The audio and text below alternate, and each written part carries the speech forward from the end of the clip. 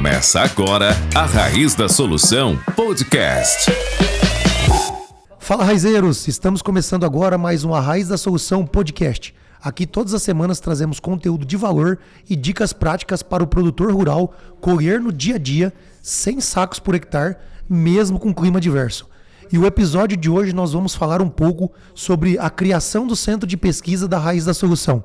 Um projeto idealizado pelos 3 sócios fundadores, eu, João Vitor de Souza Silva, Leandro Barcelos e Matheus Barbaço. Então hoje nós vamos comentar um pouco do porquê dessa criação do Centro de Pesquisa. Estou aqui com o Renan Teston e o Clayton. Renan, apresente-se para os nossos ouvintes. O que você faz dentro do Centro de Pesquisa, qual que é seu cargo, há quanto tempo você está na empresa, e depois nós vamos passar a palavra para o Clayton fazer a sua apresentação. E aí, Renan, tudo jóia? Tudo jóia, João Vitor. Primeiramente, obrigado aí pela oportunidade do podcast e também por estar inteirando a equipe da Raiz da Solução. Para mim um prazer e uma satisfação muito grande. Hoje a minha responsabilidade, eu estou como gerente agronômico da Raiz da Solução. Então eu fico responsável pelo centro de pesquisa, toda a parte de idealização, geração dos projetos, ajudar na tabulação de dados, todo o suporte agronômico para os meninos do centro de pesquisa e também para o suporte agronômico da Raiz. Show de bola. E aí, Clayton, tudo jóia, tranquilo? Fala, João, tudo tranquilo? Tudo jóia. Primeiramente é um prazer muito grande estar fazendo parte do time da Raiz da Solução e estar aqui nesse podcast para a gente é muito satisfatório. Hoje, atualmente, eu estou como pesquisador da Raiz da Solução e eu faço parte do time de pesquisa lá no centro de pesquisa, na prática, fazendo toda a parte de avaliações, as aplicações de produto, entendendo como que cada produto interage na planta para buscar a melhor resposta do manejo que a gente está buscando. Bacana, show de bola. Renan, hoje, você na gerência da pesquisa aí, hoje a equipe de pesquisa da Raiz da Solução, nós estamos com quantos colaboradores? Beleza, João. A nossa equipe hoje, contando comigo, então nós estamos em 6 pessoas, né? Eu pela gerência agronômica, o Clayton como pesquisador, e temos o time que também nos auxilia lá na prática, que é a Ilana, a Isabela, o Lorenzo e o João. Então toda essa equipe, vamos dizer assim, é o que de fato faz o negócio acontecer no campo, para que a gente consiga gerar dados de qualidade para os nossos mentorados e para os nossos alunos do curso. Bacana demais. Clayton, falando da pesquisa em si, lá no campo, hoje os projetos da Raiz da Solução na parte da pesquisa engloba quais áreas de manejo, de concentração, o que vocês estão estudando lá hoje? Legal, João. Hoje no centro de pesquisa, basicamente o nosso trabalho é estudar a parte de estruturação de planta e os manejos nutricionais. Ainda a gente não tem trabalho com as outras linhas de pesquisa, como fungicidas, herbicidas. Então o nosso foco hoje é manejo nutricional. Como que a nutrição ela interfere diretamente na produtividade da soja.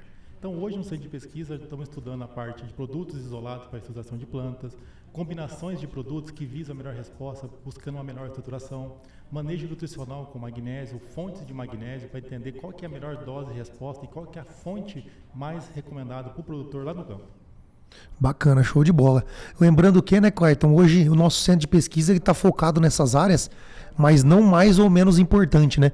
Porque hoje nós temos parceiros nas outras demandas, né, que vem da nossa lavoura, na nossa escadinha da produtividade, que nos auxiliam com ferramentas, com trabalhos de pesquisa, né, e com dados experimentais. Por exemplo, a professora Gisele nos auxilia na parte de plantas daninhas, a professora Laís nos auxilia na parte de fungicidas e na parte de nematóides, o Rômulo na parte de mistura de calda, tecnologia de aplicação, o Gauchinho na P.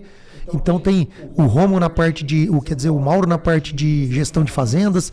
Então nós temos uma série de professores que nos auxiliam na tomada de decisão de outros processos. Por isso que é focado nessas linhas que o Clayton acabou de comentar.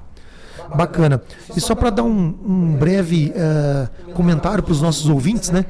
Todo mundo pergunta qual foi a motivação que nos levou a criar o centro de pesquisa, né? Então vou falar um pouquinho em nome dos 3 sócios fundadores e depois a gente começa o nosso bate-papo mais técnico aqui. Então a motivação principal dos sócios fundadores da Raiz ao criar o centro de pesquisa, primeiramente era trabalhar com dados mais internos. uma vez que a gente ia acompanhando as palestras, fazendo cursos, pós-graduações, e a gente reunia essas informações e levava para a prática.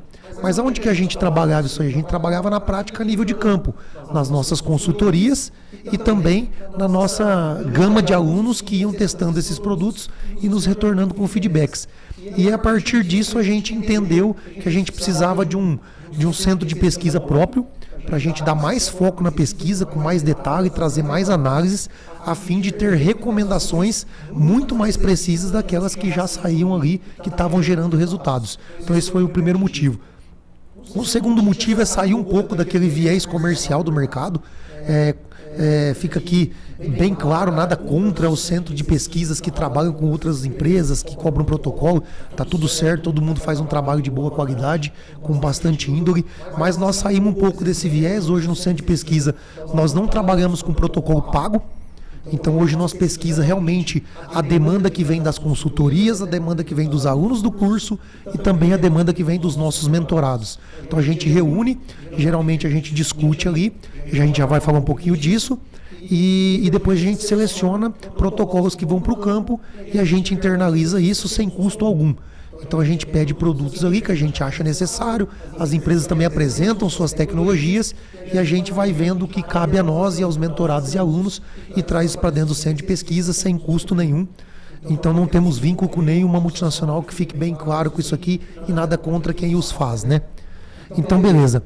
Renan, conta para nós assim, como que é feito esse processo de organização desses protocolos de pesquisa? Como é que é a rotina, por exemplo, da estruturação de um protocolo de pesquisa? Por exemplo, a gente está terminando essa safra, nós vamos tabular os dados, escrever, mas vamos fingir que nós estamos iniciando a próxima safra, 25-26. Como é que é feito todo esse processo até chegar na instalação a nível de campo? Perfeito, João. Como tu bem comentaste, né, a nossa ideia do centro de pesquisa é justamente dar suporte técnico para as dúvidas dos mentorados, dos alunos e dos produtores. Então, grande parte dos ensaios que estão sendo conduzidos no centro de pesquisa é para sanar as dúvidas daquele pessoal que está lá na ponta, dos técnicos, dos produtores, dos alunos que estão demandando isso, de problemas recorrentes de safra. Então eles trazem para nós essa demanda. Essa é talvez uns 70%, 80% dos nossos protocolos são focados na solução dessas dúvidas. E tem uma equipe que filtra essas perguntas aí, essas demandas? Como é que funciona? Exato. Então a gente faz um levantamento realmente das demandas que tem de pesquisa, quais as dúvidas são mais frequentes, né, dentro dos grupos de WhatsApp, ou dentro das mentorias, dentro das lives. E a gente traz para dentro, elenca todas as possibilidades de protocolos que serão conduzidos, e diante disso a gente centra, eu, o Clayton, você, o Leandro e o Matheus, para fazer então, para decidir quais as principais prioridades que a gente vai seguir em frente, em função da demanda, em função das dificuldades, em função do que o campo está exigindo e da nossa capacidade de conduzir também. Então, diante disso, a gente pega isso, elabora o protocolo. Lembrando, tu comentaste muito bem antes que o nosso foco é manejo, o nosso foco não é testar um produto exclusivamente, ou posicionar um produto. Então o Clayton também comentou muito bem no início que a nossa ideia é entender de que forma que aquele produto, aquela tecnologia embarcada naquele produto se relaciona com a planta, e de que forma que isso expressa ou não uma característica de ramificação, uma característica de pegamento floral, uma característica de pegamento de enchimento de grãos, de redução de estresse, e que de que forma que tudo isso junto na fisiologia da planta e na nutrição vegetal se transforma em produtividade ou não. Então, basicamente, a gente pega a dúvida do campo, vê qual que é mais relevante a nível Brasil, porque a gente sabe que tem mentorados tanto a nível Brasil quanto internacional, de países vizinhos, por exemplo, e disso a gente sai atrás para dentro de pesquisa, estrutura os manejos que a gente, diante dos processos fisiológicos, então entendendo de que forma que a planta irá lidar com aquilo, de que forma as estratégias de manejo minimizam ou potencializam aquele efeito que a gente busca. Então a gente estrutura no campo com toda a expertise voltada para qualidade de dados, repetição, todo o viés científico. Então, se a gente quiser hoje pegar esses dados e organizar para publicar, a gente tem condição, porque a gente faz todo o processo experimental, com repetição, com casualização, com estatística, então para realmente minimizar os erros. né?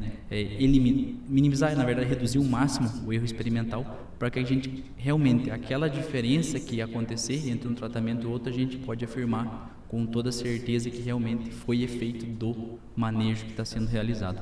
E uma grande parte, uma pequena proporção desses ensaios também é visando a inovação. É aquela forma que a gente fala de pensar fora da caixa.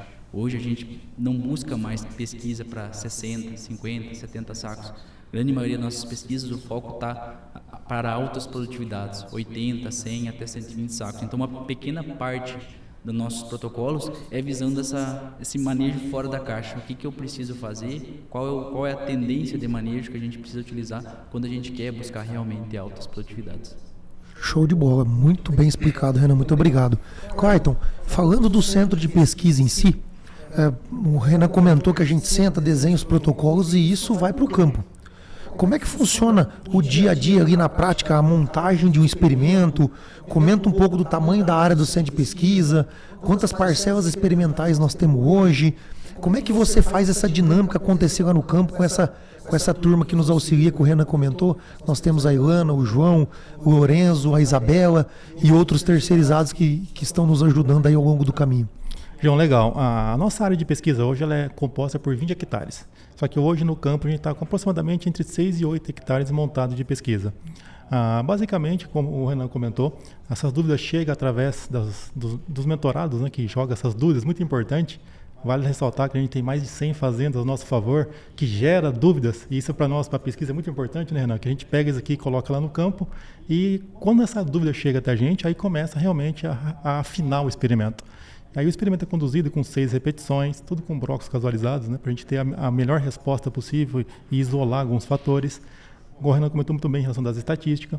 E aí, basicamente, a gente divide a equipe em trabalho. Então, hoje a gente tem uma gama muito grande de equipamentos a nosso favor, que a gente auxilia nas nossas avaliações. E aí, cada profissional disso daí, eles estão aptos para quê? Para pegar esses equipamentos e tirar o melhor proveito deles, para tirar os dados, extrair daquele manejo a nossa pesquisa. Então, o João, ele é responsável pela parte da aplicação, junto a Ilana e a Isabela fazem parte das avaliações, junto com o Lorenzo.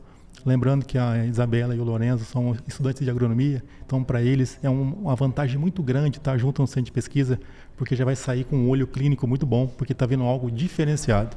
Isso é um negócio legal também, né, Clayton? A formação de pessoas também, o centro de pesquisa, acho que tem um viés muito grande nisso, né? A parte da pesquisa é muito importante, porque ela forma não só o profissional, ela forma o ser humano, porque ali dentro ele está vendo de tudo, tanto a parte de trabalho, o trabalho em equipe, como que tem que trabalhar em equipe, entender o processo de cada um para poder auxiliar da melhor forma possível e, junto disso, juntar o conhecimento agronômico. Então, quem trabalha na pesquisa, ele tem uma oportunidade de ver de tudo, tanto pragas, doenças, plantas daninhas. Então, ele sai com um olhar clínico para o campo de trabalho muito afiado em relação a quem não está no centro de pesquisa, porque você está todo dia, é o dia a dia e o campo ele é soberano, é ele que vai ensinar o que realmente a gente está fazendo.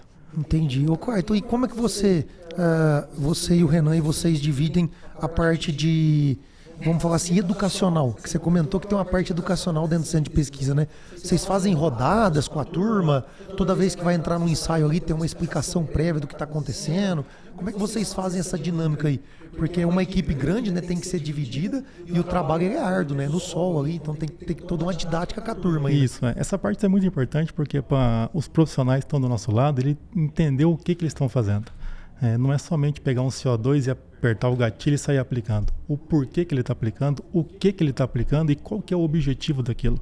Até porque, algumas vezes que ele está aplicando, o olhar dele está clínico, ele pode entender uma diferença, ele pode pegar um detalhe que às vezes o Renan não está lá na hora. Então, isso é importante a gente explicar o que é o objetivo da pesquisa e toda vez a gente faz rodada com eles. O Renan, a gente explica para eles o porquê, explica o que é uma fotossíntese, o objetivo disso, o porquê disso, qual que é, assim, como que a planta ela trabalha todo esse complexo que é a planta para a gente extrair o máximo dela.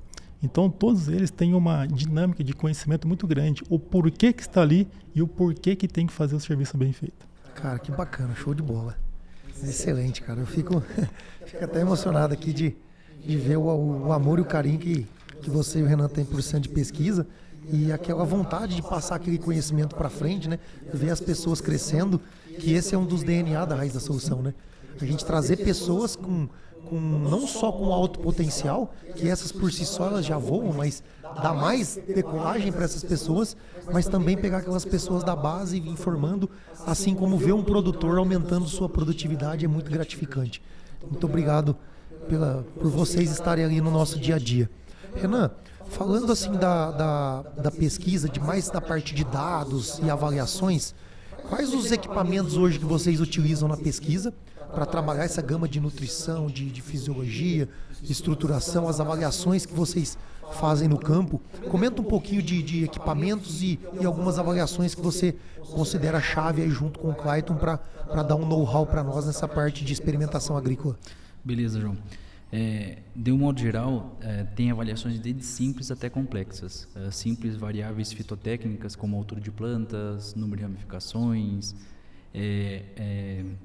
stand, componentes de rendimento, número de vagens, número de grãos, peso de grãos. Essas são as avaliações e produtividade, né? Essas são as avaliações mais simples que a gente costuma fazer.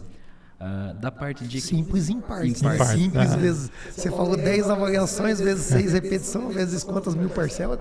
Está em torno aí, hoje estamos com 728 parcelas, né? Então são simples. Quase 1000. Né? São simples, mas dão trabalho, né? Em função do volume de plantas que a gente faz, né? Porque a gente, além das repetições, a gente não faz uma única planta por parcela, né? Então, dependendo da variável, você avalia 5, você avalia 9, você avalia 10, 15 plantas, dependendo, justamente para minimizar o erro e as variabilidades entre plantas e do ambiente, né? Para justamente a gente conseguir expressar o máximo daquela tecnologia que a gente está testando. Dentro dos equipamentos, então, para tentar pegar um feeling um pouquinho mais detalhado, uma avaliação um pouco mais específica, né? A gente tem desde o simples no celular, que seria um canópio, que ele mede uma porcentagem de uma área coberta por verde. Então, indiretamente, ele me dá uma estimativa de vigor. A gente tem o clorofilog, que é um índice de clorofila, A e B e total. Então, todos aqueles manejos que de uma forma direta ou indireta afetam a concentração de clorofila na folha, seja por crescimento, seja por estímulo em síntese, ou seja por evitar degradação, por um estresse, por exemplo, a gente consegue pegar via o clorofilog. Outro ponto que a gente tem utilizado muito na questão dos estruturadores é o luxímetro. Então, a gente tem avaliado, o nosso luxímetro, ele mede a faixa do par, da radiação fotossinteticamente ativa da planta, e nós medimos estratificado dentro do terço do dossel. Então, a gente vê realmente de que forma que aquele manejo influencia ou nas ramificações, ou no ângulo das ramificações, ou no ângulo do pecíolo, ou na vegetação dessa planta, de que forma tudo isso influencia na extinção da luz que está chegando no dossel até o terço inferior ou até o nível do solo. Então, a gente sabe que o manejo de estruturação de plantas, um dos pilares que a gente prioriza ou preconiza é chegar mais luz no bacheiro, para a gente justamente estimular um dos processos principais do processo fisiológicos principais, que é a fotossíntese. Então, com isso, a gente consegue determinar se está ou não aquele manejo favorecendo uma maior ou menor chegada de luz no bacheiro.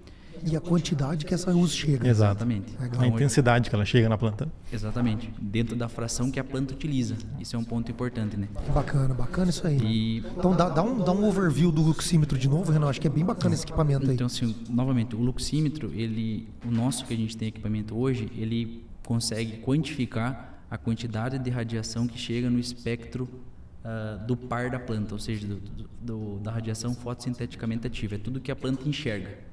Legal. E isso, então, eu consigo, dentro dos terços, isso a nossa medida a gente faz ao nível do solo, aos 25 centímetros, aos 50, aos 75 e aos 100 centímetros. No nosso caso, a planta está menor que 100 centímetros, né? Então, o 100 seria a radiação incidente sobre o dossel da cultura. E em cima disso, a gente calcula o quanto que extingue de luz em função das folhas, em função da estrutura da planta. Da estrutura da planta, né? Exatamente. Então, isso a gente consegue determinar de que forma que as estratégias maximizam ou prejudicam esse processo de chegada de luz no bacheiro, né? Outro equipamento, então, que a gente utiliza para aí uma avaliação muito mais detalhada é o multispec. Então, ele dá por parâmetros de fluorescência da clorofila, a gente consegue determinar algumas funções fisiológicas relacionadas à fotossíntese. Por exemplo, a eficiência quântica do fotossistema 2, quente não fotoquímico, fluxo linear de elétrons, então outras variáveis, delta de temperatura entre o ambiente e a folha. Então, em cima disso, a gente consegue avaliar de uma forma um pouco mais detalhada de que forma aquela tecnologia ou aquele manejo que está sendo empregado impacta nos processos fisiológicos relacionados a isso. É um equipamento que você consegue mais no pelo do ovo, vamos falar assim. Exatamente. Você tem várias variáveis que compõem uma fotossíntese bem feita. E quando você faz um manejo, pelo que eu entendi, você vai direto no pelo do ovo. Esse aqui trabalhou melhor com esse manejo no transporte do elétron. Exato, perfeito. Esse aqui trabalhou melhor na eficiência quântica. Isso. E aí você consegue, através de dados precisos lá no campo, é mais ou menos por aí. Exatamente. Esse aparelho não determina propriamente taxa fotossintética, condutância estomática, como um IRGA da vida consegue determinar, né? Mas a gente pega uma parte, ou seja, a parte fotoquímica relacionada à absorção da luz e tendo como produto final dentro dos fotossistemas 1 e 2 a síntese de ATP e NADPH, que vai estar associado depois à assimilação do carbono. Então é essa parte que a gente consegue avaliar com o multispec, né? Se essa planta está ou não mais eficiente na captação de luz. Bacana, cara, show de bola. E tem um detalhe importante quando você vai para a prática do luxímetro, né? Você vê que tudo está interligado, João. A gente está avaliando algumas aplicações, né? Aí você consegue ver a planta que está recebendo mais luz são plantas que têm menos doença. Então você consegue entender, né? Como que o manejo ele é eficiente, né? Como que tudo está interligado na planta. Você me falou um negócio agora, Clayton, bem bacana. Eu lembrei, cara, como a gente vem do campo e a gente também tem consultoria, quando a gente vai fazer alguns manejos em campo, em larga escala, você pega um talhão de 400 hectares, faz um manejo de 100 hectares ou 200 hectares, eu sempre falo assim, a diferença do campo para a pesquisa é que na pesquisa você tem muito mais ferramentas avaliando e dados para te ajudar a contar a história. Porque o que mais acontece no campo é a dúvida. Você faz ali um lado a lado, divide o talhão no meio, faz aquele manejo, você consegue enxergar diferenças, mas elas não são quantitativas, são qualitativas. Esse bacheiro está melhor do que esse, mas quantos por cento? Esse aqui, a incidência de doença está menor do que aqui, mas quantos por cento? Esse aqui ficou uma altura menor do que aquela, mas quantos centímetros? Então eu vejo que esse ajuste da pesquisa, ele nos dá a base para contar a história. Porque se você, às vezes, não vai no campo, muitas das vezes você faz um lado a lado, você já viu acontecer aos montes, você faz um lado a lado ali, vai 3 vezes visitar o ensaio e no final a colheitadeira passa, nem o produtor não acredita, a hora que dá 3, 4 saca mais. Mas quando você está dentro da pesquisa, você sabe, através de dados, explicar o porquê que você chegou naquele resultado, e você consegue contar uma história de trás para frente, e aquilo ali sim se torna uma verdade absoluta, porque você tem dados na mão para falar assim, realmente aconteceu isso, que levou a isso, que veio a isso, e por isso produziu isso, né? É aquilo que a gente estava comentando no início, né, João? Aquela diferença entre a parcela experimental da pesquisa e um lado a lado no campo. Na minha percepção, eles não são substitutivos, são complementares. Eu pego esse detalhe da pesquisa, onde eu isolo os fatores, onde eu minimizo o erro, onde eu quero testar, por exemplo, esse produto é viés do estresse, ou ele melhora o pegamento de flor. Beleza, lá na parcela experimental, eu isolo todos os fatores, os outros fatores de erro que vão influenciar, e eu testo especificamente aquela tecnologia. Validando aquilo na tecnologia, com viés estatístico, com viés experimental, como rege a pesquisa, eu pego aquele resultado e eu replico no campo, na situação do produtor, na real situação de fertilidade, de manejo, de população, de época de semeadura, ambiente, de condição climática. Fora que são alguns anos até validar isso aí, né? Exatamente. Então, assim, tudo isso que é refletido na pesquisa, mas eu depois, vamos dizer assim, eu entendo a tecnologia, o que ela faz, de que forma que influencia na fisiologia das plantas que expressa em mais produtividade.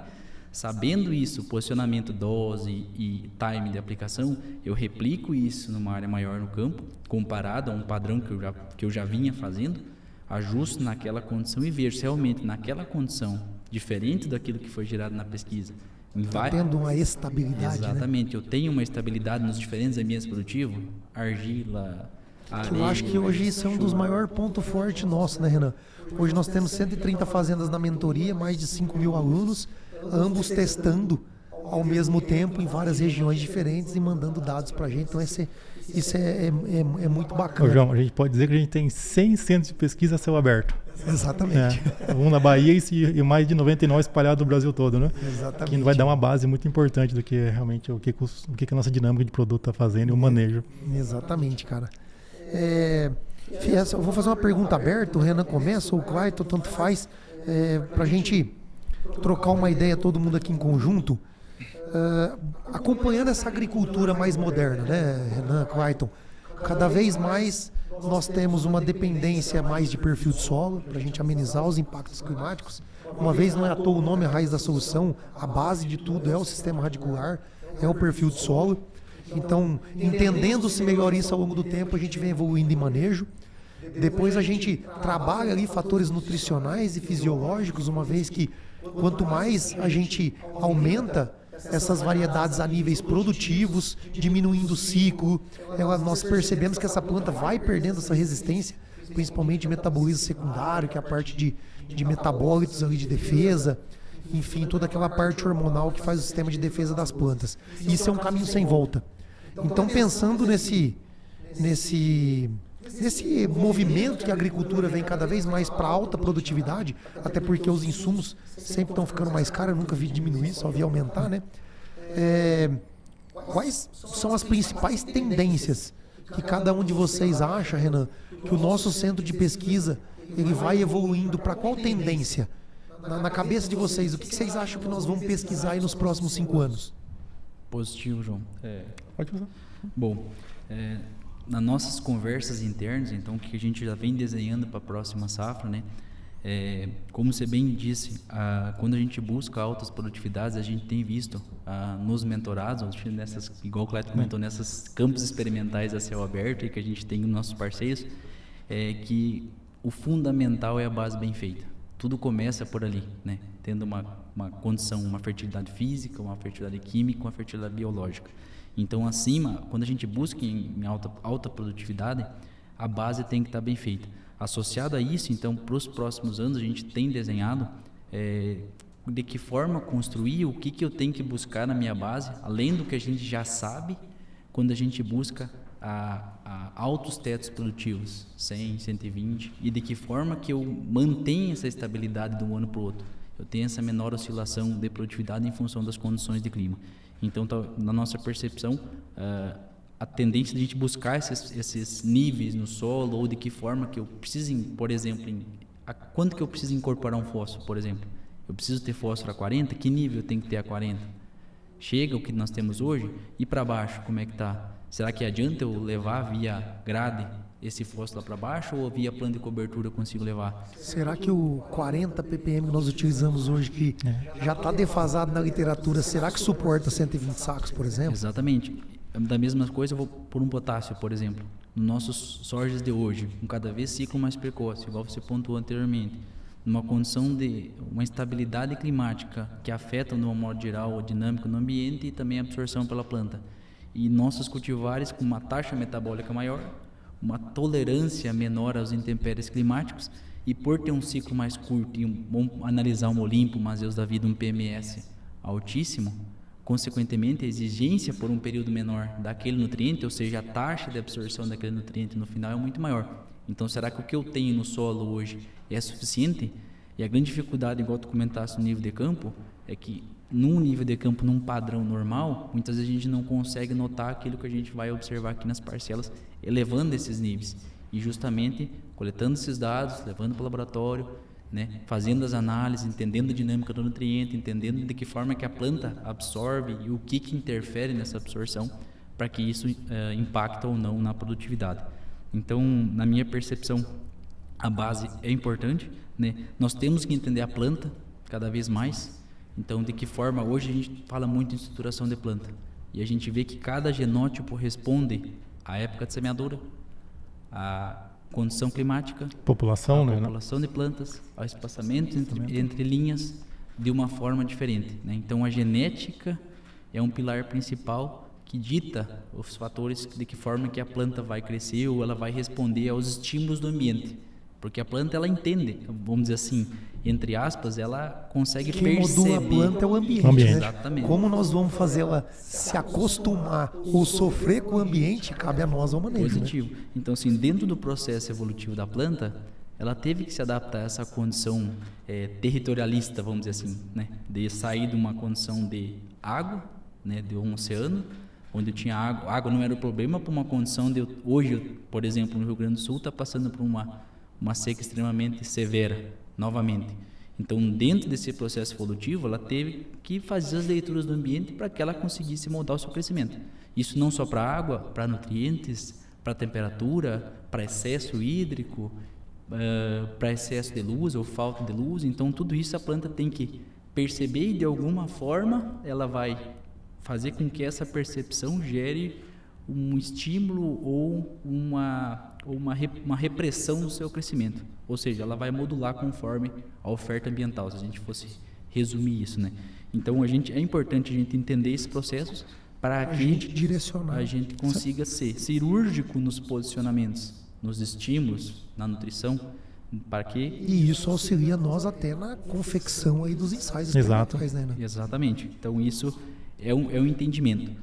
Da minha forma, entendendo a base, de que forma que a base influencia no desenvolvimento da planta e de que forma que a planta molda-se à oferta ambiental, à condição que ela tem, de fertilidade, de clima, de um modo geral, de manejo fitossanitário, o ajuste fino da nutrição, seja ela via estímulos fisiológicos com nutrientes, seja ela via estímulos fisiológicos com moléculas mais desenvolvidas, extrato de alga, aminoácido, que quantidade, que forma, qual a associação, qual a fase, né? Que estágio nessa aplicação, de que forma que eu consigo posicionar para fazer com que o meu genótipo, o meu potencial produtivo, em associação ao meu ambiente manejado, minha base bem feita, expresse isso em uma maior produtividade. Ou seja, a nutrição, aquele ajuste fino, vou fazer, aqui eu vou te dar um estímulo para te melhorar a tua atividade antioxidante.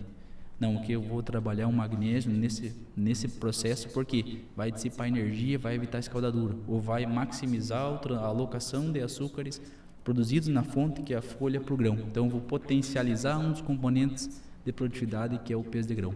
Então, assim, eu acho que a base de tudo, na minha percepção, se eu fosse resumir, eu utilizaria uma frase do saudoso Dirceu Gassi, com quem eu admiro muito, que é: a produtividade é igual ao conhecimento aplicado por hectare.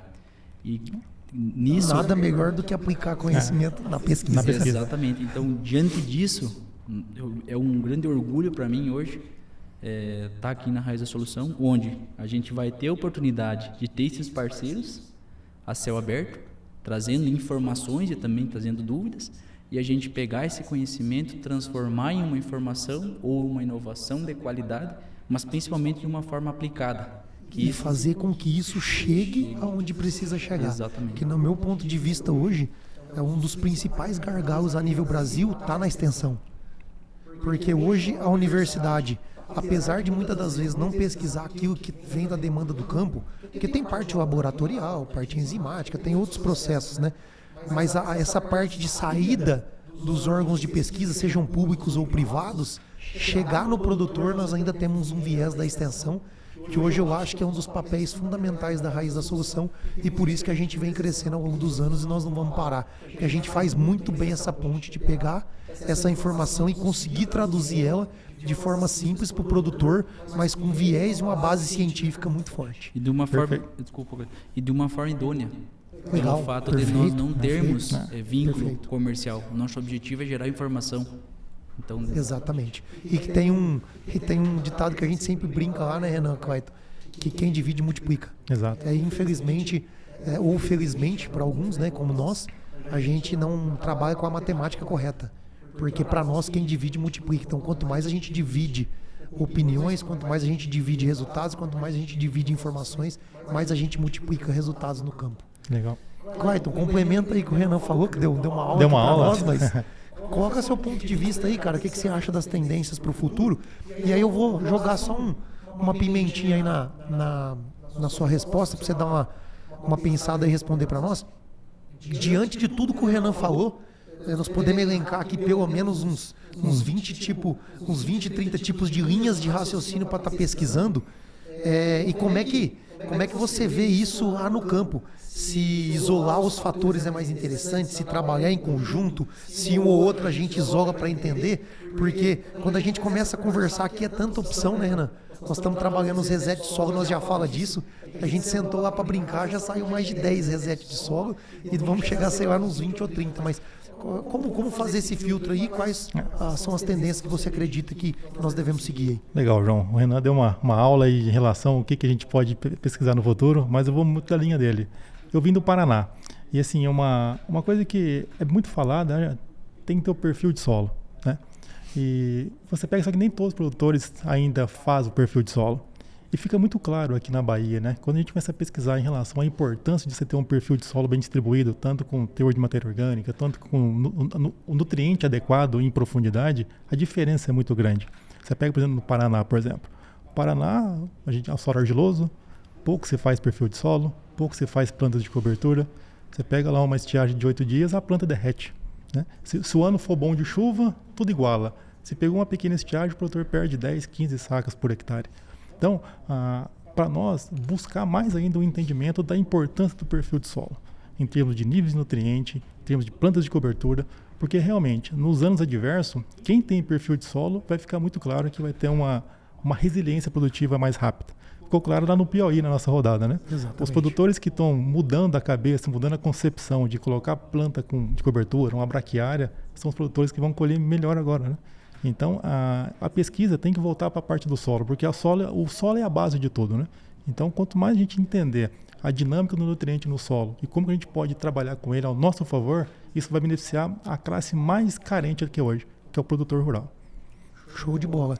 E eu acho que só complementando o que você falou, Clayton, nós não vamos perder essa essência nunca, né? Isso sempre vai ser a nossa base. E sempre pensando fora da caixa para a gente atingir as altas produtividades. Aí entra fisiologia, aí entra nutrição, aí entra manejo, estruturação, entra uma série de fatores aí, mas com toda certeza aquela nossa escadinha não está lá, física, química e biologia à toa.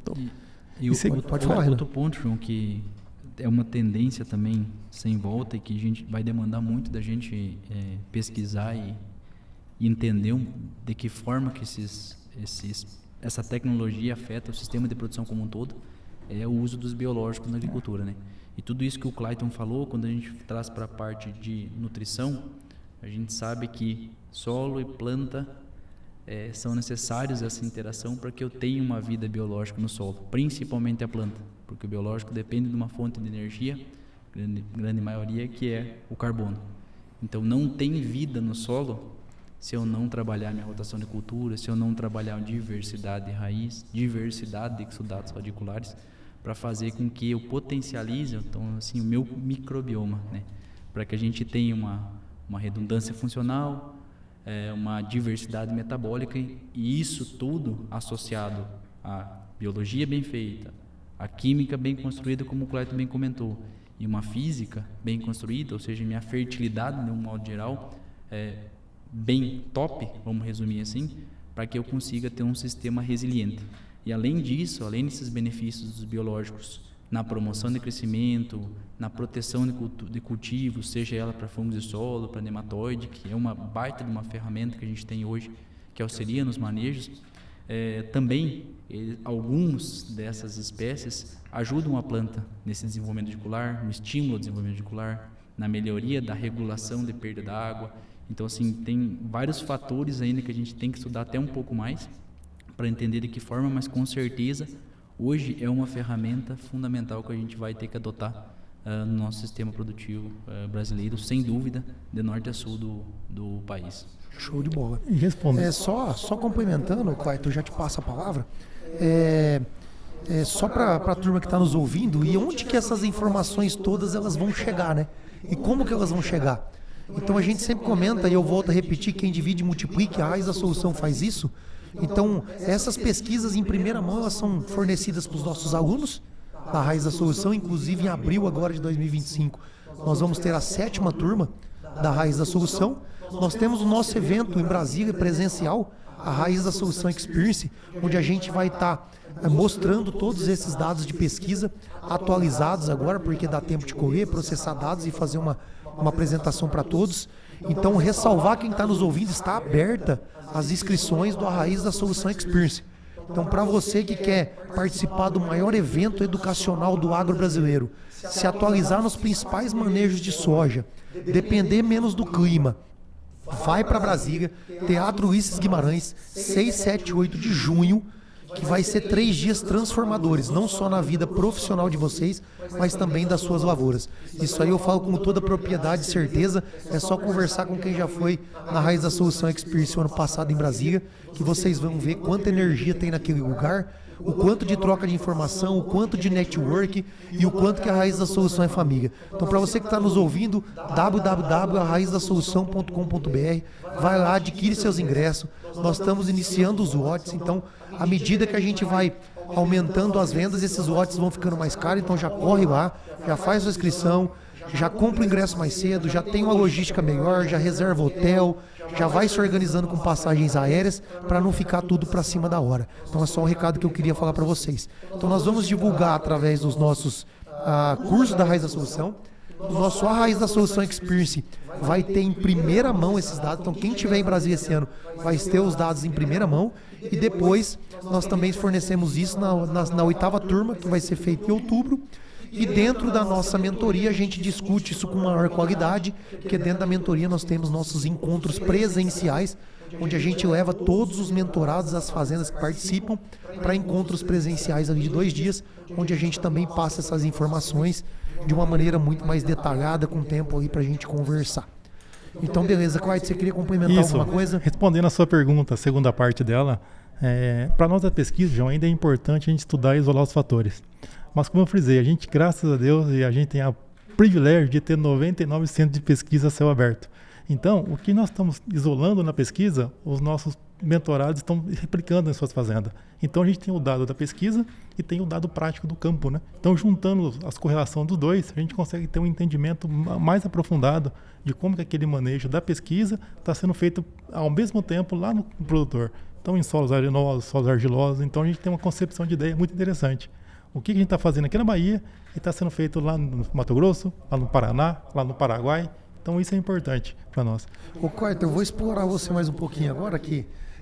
Eu sempre falo assim, muita gente conhece o Clayton pelas fotos, mas o pessoal não conhece o Clayton, mas vai conhecer, que nós vamos gravar um podcast falando da história do Clayton.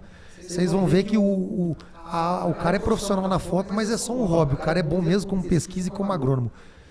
Mas, Clayton, fala um pouquinho, cara, dessa parte que hoje a gente vê que faz muita diferença, cara. Eu vou te falar que faz muita diferença porque quando a gente fez a turma 2, você entrou, o Renan entrou, o que chamou a atenção foi as suas fotos bacanas. E depois, conhecendo você, um baita pesquisador por trás disso tudo. Mas, cara, eu vejo que hoje uma apresentação bem feita, com uma foto de qualidade, parece que a gente consegue se conectar numa apresentação e realmente olhar para aquela foto e falar, cara, a planta está sentindo uma deficiência de magnésio realmente. Consegue traduzir para nós, ficar mais próximo daquela planta, não estando participando daquele ensaio, ou não tendo contato com aquele tipo de experimento, mas uma foto bem feita. Então conta para nós um pouco também desse trabalho que você faz lá no centro de pesquisa, que é a parte de fotos experimentais. Exato.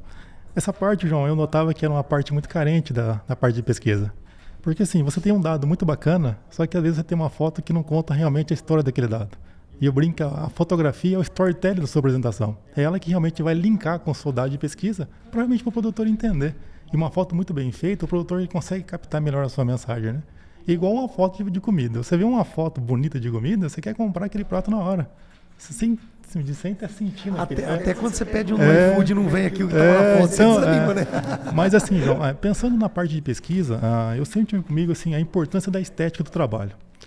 Então, eu tinha um hobby de fotografia e eu aprimorei em fazer foto voltada para pesquisa. Para mostrar realmente assim, o que o meu experimento está mostrando através de uma fotografia. Porque quando a gente apresenta muito para produtor, eu apresentava muito para produtor, então, às vezes eu falava, por exemplo, de uma enzima antioxidante, por exemplo. Ele não tinha nem ideia do que eu estava falando. Agora, se eu mostrasse uma foto de uma planta murchando e uma planta não murchando, opa, ele entendia o que eu estava falando. E quando você coloca uma foto bonita, aquilo ali quem está vendo já vê, opa, tem o zelo no que está sendo feito. Sem contar, né, Clayton, que eu acho que assim, hoje você está dentro das pessoas que melhores fotografam na parte agronômica. Eu acho que isso é importante porque é aquele detalhe. Eu acho que assim, a foto ela pega um detalhe que talvez os dados não contam. Ele só mostra em números. Ó, nós temos um crescimento de sistema radicular a mais aqui de 25%. Mas quando você vê a foto, cara, parece que aqueles 25% se transformam em 50%. Exato. Eu vou trazer uma curiosidade, o quanto que a fotografia ela é importante para a pesquisa. Teve o evento da Exalc Magnesium Day e veio a palestra do Kakimak. Eu não entendo o inglês, só que eu entendi a palestra dele inteira, porque ele só mostrou foto. Então, através da fotografia, eu tinha percepção do que ele queria falar. Que legal. Se ele coloca só os dados, eu ia ser mais um que estava escutando, ou eu vi o Kakimak falando. Mas quando ele mostrou as fotografias, eu linkava o que ele estava falando, a importância do magnésio, a importância do boro. Então, mas agora, antes a gente conhecia o Kakimak realmente pelas fotos, né? Agora ele que se cuida, que nós estamos no jogo, né? Agora estou no páreo, né? E se cuida, que já tem umas fotos saindo aí, já teve umas fotos que foi para o Ubiratã nos eventos, já colocamos umas lives aí, e da tendência é só melhorar. Mas claro, com sempre dividindo isso aí com todo mundo, mas o Kakimak que se cuida, agora estamos na cola dele.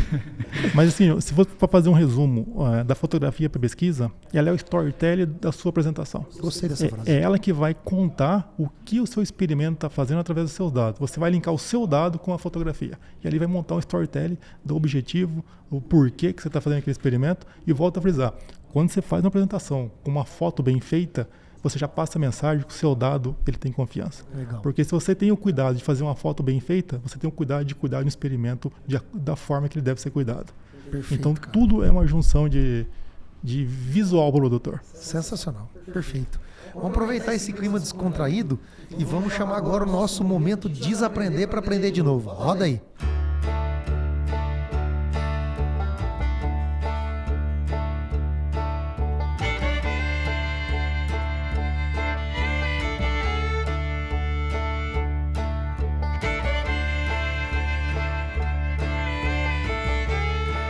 Renan, Clayton, o nosso momento de desaprender para aprender de novo. Vocês, eu sei que escutam o nosso podcast aí, conhecem, mas o Renan já fez o podcast, o Clayton vai fazer por esses dias. Então, o momento de desaprender para aprender de novo reflete tanto o nosso profissional quanto o nosso pessoal. Então, vocês ficam muito à vontade para falar do profissionalismo ou da vida particular. O que nos últimos anos vocês tiveram que desaprender para aprender de novo? Isso é uma frase criada pela Raiz da Solução, que a gente fala que o profissional do futuro é aquele que tem a capacidade de desaprender para aprender de novo. Ou seja, muitas das vezes aquilo que ele considerava uma verdade absoluta, trouxeram mais pesquisas, que é o caso da nossa reunião, trouxeram mais dados, e aquilo que não é que não é uma verdade mais, mas aquilo ali evoluiu-se, e no passado ele trazia uma verdade absoluta, e aquilo ali foi evoluindo, e aquilo ali hoje não é mais uma verdade absoluta, mas foi uma base para aquilo ali aumentasse nosso conhecimento. Então, o que Renan e depois o Clayton, nos últimos anos, vocês tiveram que desaprender para aprender de novo? João, eu vou fazer uma analogia, talvez não seja um desaprender para aprender, mas eu acho que o conhecimento é uma coisa que a gente adquire diariamente. E quando a gente acha que sabe tudo, a gente cai na mesmice, que nem diz o Cortella. E quando eu vim para a Bahia, né, eu conheço outras regiões do Brasil, solos argilosos, a gente tem aquele conceito, solo argiloso é bom e eu preciso de chuva. Mas quando a gente vai estudar o conhecimento, ver os dados do SESB, nem sempre onde tem mais precipitação ou onde eu, por exemplo, tenho mais argila, são sempre os vencedores. Porque entra o conhecimento, que daí se reflete em um manejo, que consequentemente se reflete em produtividade. Isso a gente observa muito bem aqui na Bahia. Porque a gente vem para cá, solos de 8, 10, 15, os mais argilosos que a gente vê, 20, 25% de argila, dos que eu conheço, claro, né? E a gente vê altas produtividades, 75, 78, 80, até 90, 93, 100 sem saco por hectare, né? Tu olha para aquela areia branca e você, nossa senhora, como é que sai tanto soja daí? Aí que a gente vê... E lembrar que não é pedaço não, nós estamos falando de média de talhão. Talhões. Exatamente. Então é aí que a gente vê que o conhecimento é importante, porque isso reflete um manejo de qualidade, um manejo cirúrgico, que a gente estava comentando anteriormente, né, para construir uma planta produtiva. E aí que a gente vê o quão importante a gente está buscando conhecimento. está fazendo um curso, está participando de uma mentoria, está tendo esse network, eu acho que é uma palavra muito importante para nós hoje no agro. Isso a gente vê muito claramente nos nossos grupos dos cursos, no nosso grupo de mentoria. Onde... Seu maior desaprender, então, Renan, foi nessa parte de conhecimento, cara. Conhecimento. Mentoria, curso. Com certeza, eu acho que legal, eu sou uma cara. pessoa que gosta... Você é um baita desaprender, cara. Gosto muito de estudar, de buscar conhecimento. E parece que quanto mais a gente estuda, menos a gente sabe. Porque a gente começa a entender os detalhes. E o detalhe gera mais dúvida. Mas, consequentemente, você vai construindo a tua linha de raciocínio e você... Eu falo assim, à medida que você é o tal do muito sei, nada sei. Mas o nada sei do muito que sei é uma base muito forte. Mas uma coisa que me conforta, João, é que assim, como a gente vai estudando e vai buscando a melhoria contínua, eu acho que isso é importante para todos, inclusive para produtor, para técnicos, para agrônomos, para todos os profissionais do agro, vamos dizer assim, a gente sempre tem que buscar fazer o melhor e sempre buscar ser hoje melhor que o ontem e amanhã ser melhor que hoje. Então isso a gente tem que ir construindo à medida do tempo. Isso é uma coisa que, se eu parar para analisar tudo que a gente veio construindo no passado, hoje eu fico muito feliz porque uma informação que eu coletei com um profissional aqui, outra informação que eu li num livro, outra palestra que eu assisti, uma conversa, um curso da Raiz, a conversa com o Clayton, eu vou juntando todas essas informações que eu fui construindo ao longo da caminhada e hoje a gente vê que a gente consegue formar uma linha de raciocínio e ter essa flexibilidade para quando a gente tem uma adversidade, o que aconteceu aqui? Esse sintoma, essa folha amarelada, essa folha com folha carijó, está em cima, está embaixo, como é que está a raiz, tem nematóide, não tem, tem veranico, não tem. Então, a gente, com esse conhecimento, a gente vai conseguindo construir, vamos dizer assim, uma árvore do tempo, aí, uma árvore do conhecimento, podemos dizer assim, que no final nos ajuda lá no campo a conseguir transformar esse problema, essa dificuldade, numa estratégia de manejo, e, consequentemente, ajudar quem está precisando lá na ponta. Acho que isso bacana, muito legal. importante. Ô, Renan, tem uma frase que vai bem no resumo que você acabou de falar, cara. Ela fala assim, ó: o que te fez chegar aqui não é o que vai te levar para o próximo nível. Então, se você vem numa constante evolução, você está num X. Vamos falar em lavoura, se você vem aprendendo, você está em X de produtividade. Mas se você quer atingir 2X, o que te fez chegar aqui não é o que vai te levar para o próximo nível.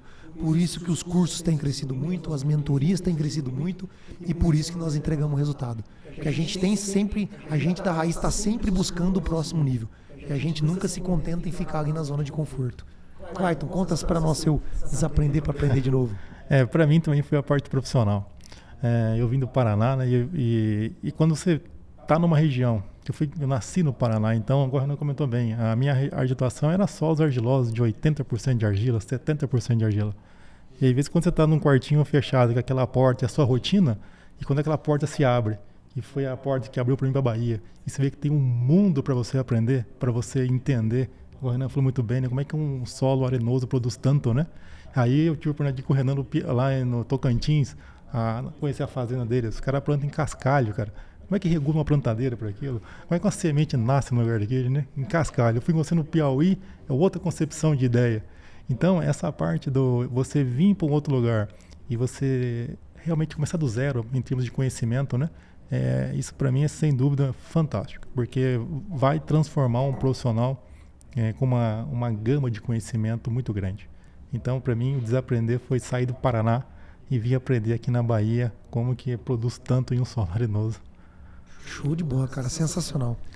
Como diz o outro, tudo que é bom dura pouco, né? Estamos chegando ao final do nosso podcast, mas eu queria colocar mais uma pergunta, e agora para a gente discutir nós três, e depois a gente fazer um fechamento, cada um deixou uma mensagem bem bacana, mas eu separei uma pergunta aqui que eu acho que ela é digna de uma discussão de alto nível de conhecimento, que eu acredito que nós somos três pessoas que se englobam nisso aí, sem prepotência nenhuma, né? Clayton, Renan, quais são os maiores desafios? Desculpa, peguei a outra aqui. Como que o centro de pesquisa nosso vai auxiliar na sustentabilidade e no uso de recurso das lavouras, não só do Brasil, dos alunos, dos mentorados, mas todos que se beneficiam do uso da terra? O que vocês acham? Como que a pesquisa pode nos auxiliar? Para mim, João, primeiramente nós estamos gerando dados práticos. Então, quando a pesquisa é voltada para você gerar dados práticos, é o que realmente o produtor vai usar na prática. Então esse é o objetivo e é o lema da Raiz da Solução. Levar a prática ao campo. Então tudo que é utilizável na prática, você já traz isso como um recurso de eficiência de uso nas lavouras. Exato. Então, assim, tudo que nós estamos gerando aqui na Bahia, no nosso centro de pesquisa, tudo que for sair os nossos dados práticos, ele vai ser dados realmente aplicáveis no campo. E isso você encurta um processo muito grande. Quando a gente consegue levar a parte prática para o produtor, é o seu dia a dia, é o que ele busca. Então, através dessas informações, o produtor vai encurtar tempo e tentar buscar o máximo possível o seu resultado. Você falou um negócio que eu acho muito massa, velho, que é a parte de encurtar o caminho. Por que hoje a gente compra um curso, a gente compra uma mentoria, a gente vai numa palestra, a gente vai num evento? Porque lá a gente encontra pessoas, ou palestras, ou informações de que já fez, deu certo, e o que fez e deu errado. E aí você não precisa passar por aquele mesmo processo. Exato. Então vou até anotar isso aqui, cara. Dica número 1 de sustentabilidade e uso de recurso. Encurtar o caminho e não desperdiçar os recursos. Renan, o que você me fala? Acho que o Cleiton falou muito bem, só complementando um pouco o contexto dele. Hoje a gente sabe que safra após safra o custo de produção vem aumentando.